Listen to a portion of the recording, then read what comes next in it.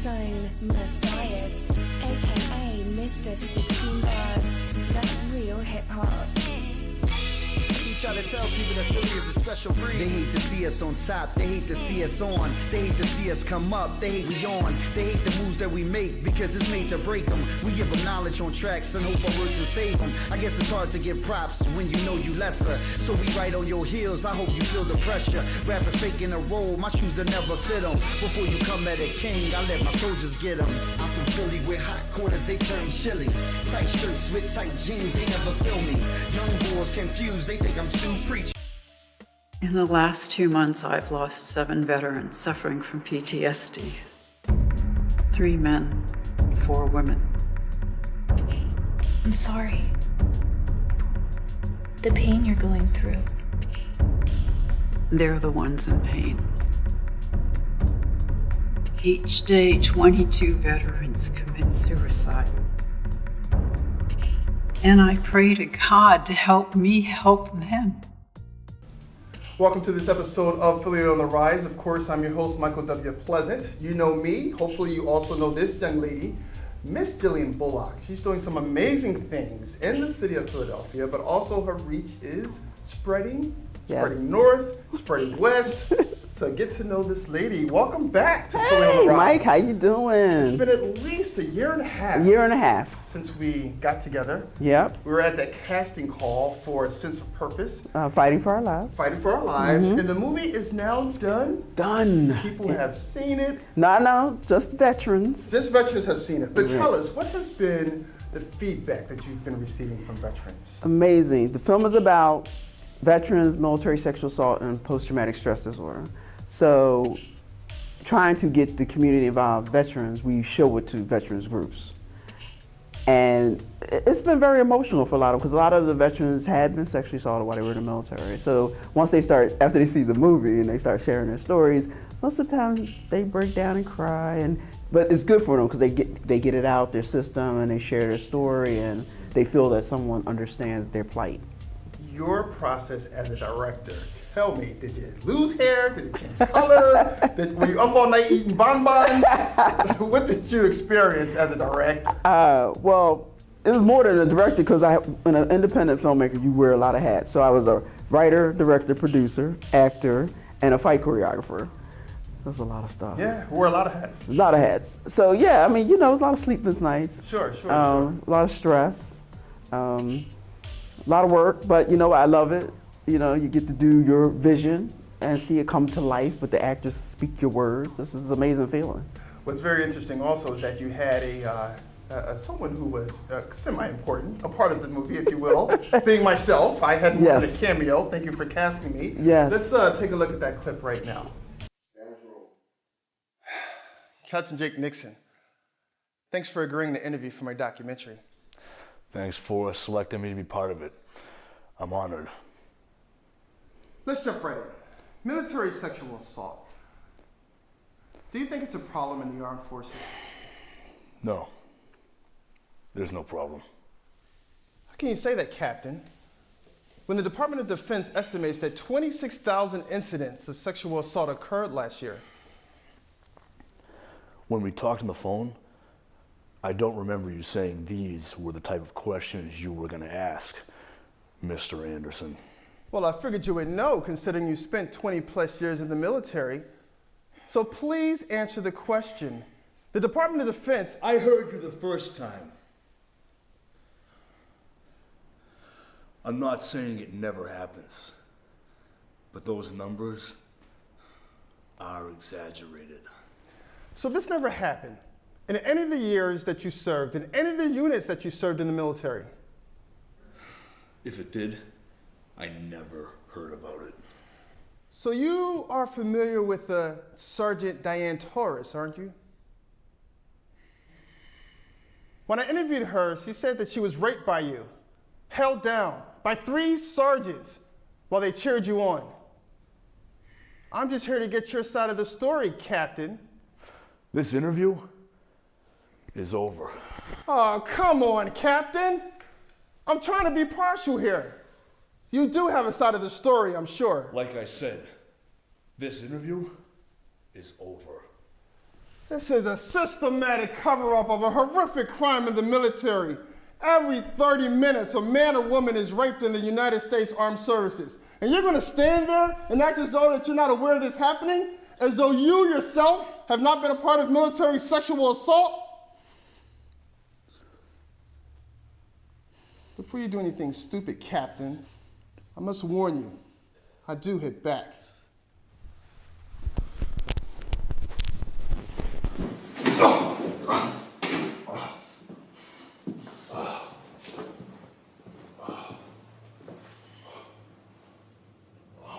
Did you get that on camera, David?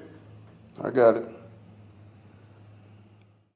So Jillian, you cast me in a scene where I got sucker punched. You did. I got sucker punched by John Quillen, who plays Nixon. Captain Nixon. Captain Nixon. Yes. Let's talk about Captain Nixon's character. Captain Nixon is someone who's a captain in the military, the Army, and he sexually assaulted one of his, I guess, people there, Sergeant Torres. Actually, he sexually assaulted a lot of women in the military. She was the one who brought it forth. She said, I'm going to speak my truth. I'm going to tell what happened. I don't care what happens to me. And she did. So your character, Mike, as you know, was a documentary filmmaker, and you're getting the story. So you come to at Captain Nixon like, what happened, man? Tell me the truth. You can't handle the truth now. And because you pissed him off, he sucker punched you. Okay. Well, thank you very much. That was quite Great job. Great job doing the fall. Oh, did well. Very What's well. interesting, obviously, we know as actors, is that you have to take that same scene over and over again. Yes. And I think I still have some bruises You probably did. from all the times I hit the floor. You did hit it a lot. It's for the craft. It was. It did very good. Very good. As people just saw, very good job. You and John. Yeah, we did a good time. Good times. Yeah. Your film, A Sense of Purpose, Fighting for Our Lives, is apropos as to what's going on now. Yeah, with definitely. so many women who are coming out and speaking up and getting their voice because they have been assaulted maybe at work. Mm-hmm. And we're talking across the gamut, whether it's been politics, it's been TV, it's been movies. Yeah. What's your sense of this? How do you, as a woman, kind of reconcile with so much that's going on now? Well, you have to understand, when you have men in power and then you have women who are new to the business, especially like in Hollywood, and you're trying to work your way up. And the men are usually in power, mostly white men. And basically they pull the strings because they're like, okay, well, if you don't do this, you won't advance. But that's in any business. You could be a lawyer, a junior lawyer trying to rise up. You could be an executive. You could be any. You could be a doctor trying to be a doctor.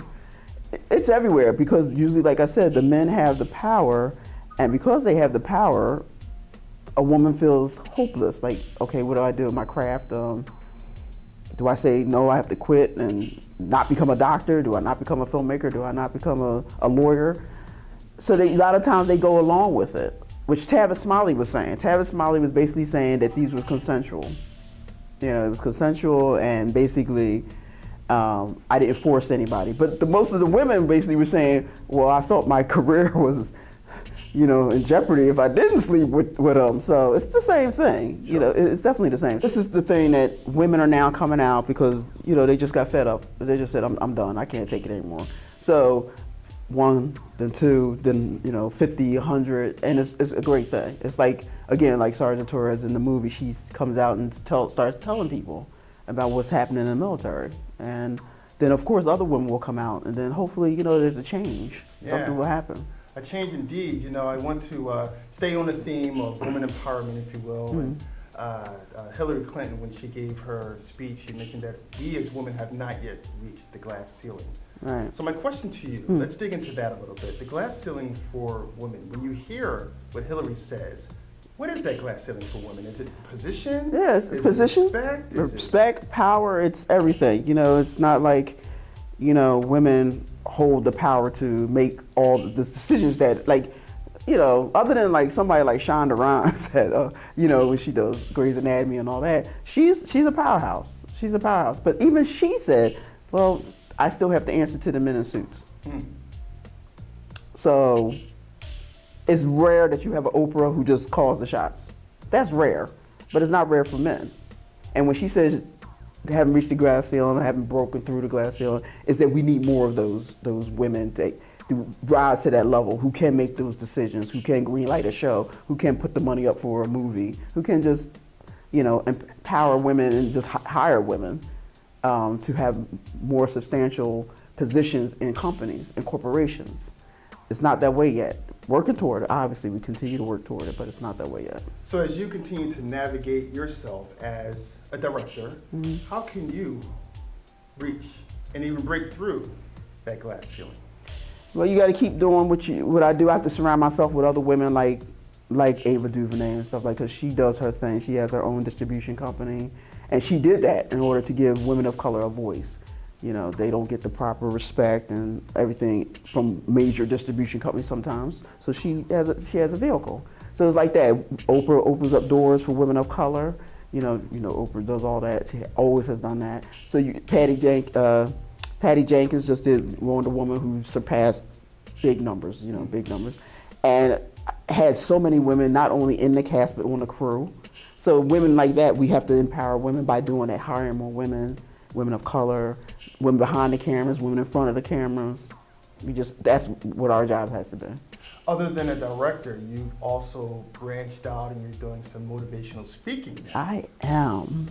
Well, I'm a transformational speaker. A transformational speaker? Yes, which is different. Transformation speaker basically I teach people how to fix their lives. Like a lot of people just don't know where to go or how to turn or what the steps are to come out of a bad situation. And because of my past, of growing up, being homeless and being involved with drugs and prostitution and everything, I know what a lot of people are going through, like the hardships and the pain that people are going through. So I can identify with them and I can sympathize with them, and I can also show them the steps of how you can pull yourself up by your bootstraps and get back on course and still make your dreams come true, because I was able to do that. So let's do that. Let's talk about this now. Let's say I am someone who is going through something traumatic. Yes. What message would I receive from you as a transformational speaker? It depends on what you're going through, because you can't just put everybody in the same square box.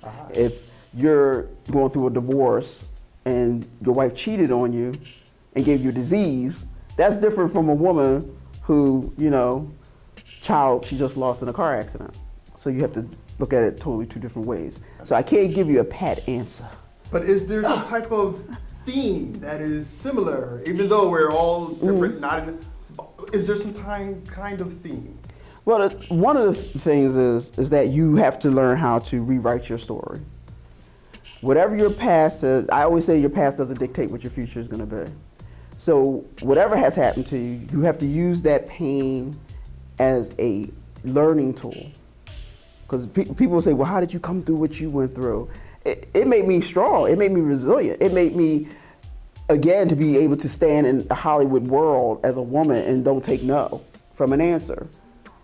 That makes that sense that so I would tell people that you have to rewrite your own story.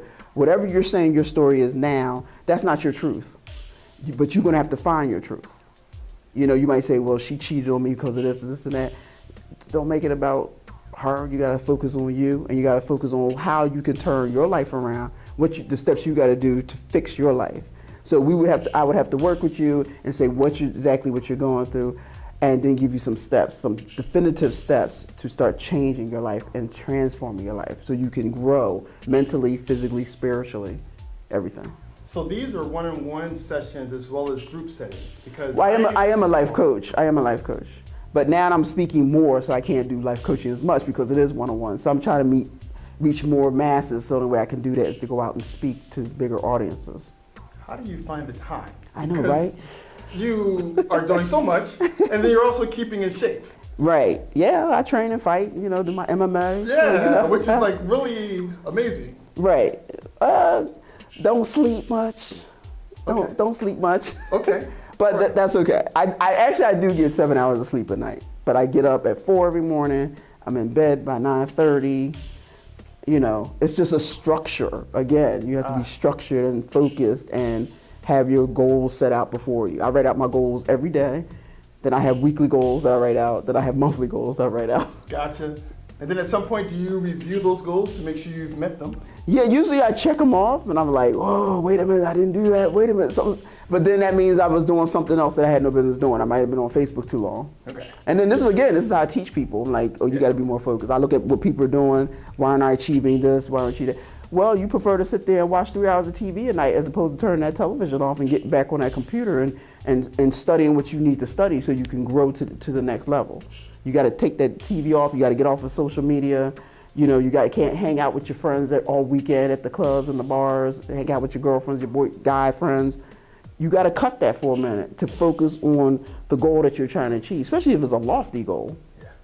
You know, if it's a lofty goal, you have to say, hey, I just can't be with those friends now. If you're going to train to be a fighter, you know you can't be out drinking and eating pizza every night. You got to eliminate that. You got to get enough sleep. You got to get enough training. You just can't hang out with them friends anymore. You might have to get new friends who support you and understand what you're going through. Gotcha. See, it's all a process. Being focused, kind of changing your surroundings if you need to so that you can get where you have to get to. Right. You are the product of the 5 people you hang around the most. So if you're, Will Smith said this, he said, if you're the smartest person in that room, you need to go get different friends who are smarter than you. Yeah. Yeah. Understood. Right, who are smarter, more successful, or whatever, because you want to rise up to their level. Adding to your plate, your very full plate, is a cup full of crazy. Yes, Talk to my us about next movie. your next Yeah, movie. we are actually in development. A Cup Full of Crazy, a psychological thriller. I say it's a cross between the movies Get Out and Split. Ah, Yeah. very interesting. Yeah, very interesting. And like I said, we are in development. We plan to go into production in 2018. Don't have an exact date yet because we have to do casting and this and that, But I've seen you sign some actors on. You've signed John Quinlan. Yeah, because they my go-to people. I'm like Quentin Tarantino. He be going after Samuel Jackson. He goes to his regular folks. So Sure. you know people that you work with and you work well with them. So John's there, Tamara's there. So you know people that you really work with well. You said, why not? Can you say any other names? Oh, Or it's under wraps? Because I saw a couple of other names that are going to be, but if it's under wraps, it's under wraps. It's a couple named Brian A. Wilson. Brian, yeah. We got just signed him. Of course, I'm trying to talk to my man Christopher Mann. Everybody know Chris. Sure.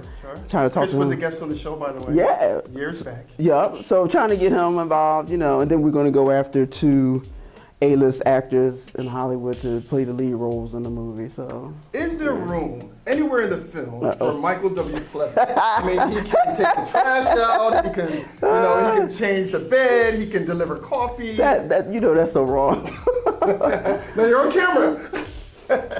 But I'll do what I have to do. I'm sure. I'll go to the audition. You know what? The wonderful thing about being a writer and a director, I do what I want. Oh, yes. So of course I got a spot for you. Okay, well thank you. You know that. Thank you very much. I'll even write a part for you. He gonna get sucker punched again. Again? No, it's good. Whenever we get together, Jillian, it's always so much fun. Thanks. Yes, thank you, Mike. Again. Thank you, Mike. Again, keep your eye out on Jillian Bullock. She's doing some amazing things with her life, touching the lives of Philly as well as beyond. We're very proud of her. She's one of our nuggets here in Philadelphia. Mm-hmm. Thanks for joining us for Philly on the Rise, and we'll see you soon. That real hip hop. Y'all know how we do.